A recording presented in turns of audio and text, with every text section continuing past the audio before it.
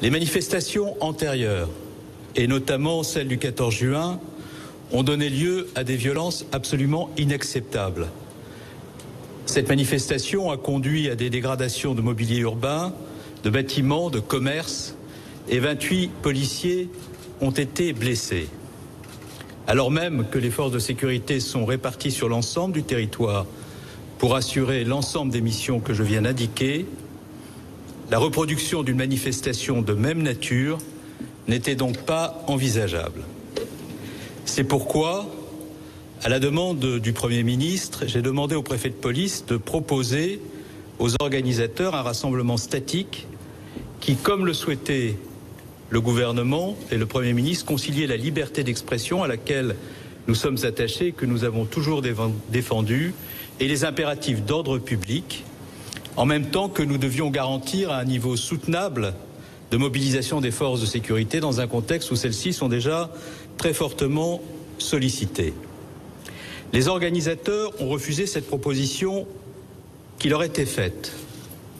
C'est donc dans ce cadre que j'ai demandé personnellement au préfet de police d'interdire la manifestation sur l'itinéraire qu'ils avaient déclaré.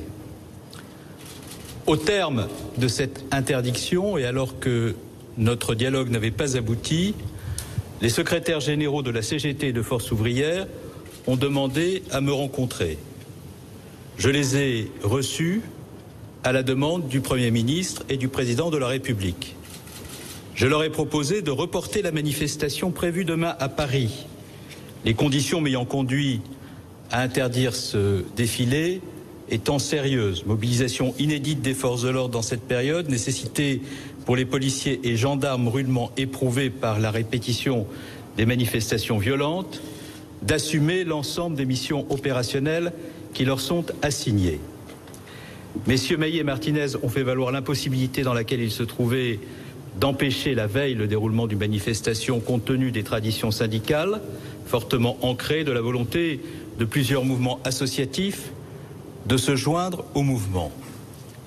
Ils ont cependant accepté d'étudier avec les organisations associées à leur déclaration la possibilité d'organiser un cortège sur un circuit extrêmement court qui puisse être sécurisé en tenant compte des contraintes opérationnelles qui pèsent lourdement sur les forces dans le contexte particulier que nous connaissons. Sur la base de l'accord qu'ils viennent d'énoncer pour un parcours place de la Bastille, bassin de l'Arsenal, place de la Bastille, le travail va donc s'engager avec la préfecture de police.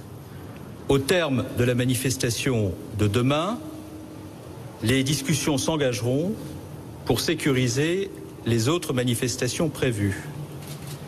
J'appelle dans ce contexte les organisateurs à la responsabilité. Aucun débordement, aucune violence ne sera tolérée. Il en va de notre capacité à faire vivre le débat démocratique dans des conditions apaisées et républicaines dans notre pays. C'est ce à quoi nous nous employons, le gouvernement, depuis des mois, en liaison avec les organisations syndicales lorsqu'il s'agit d'organiser des manifestations.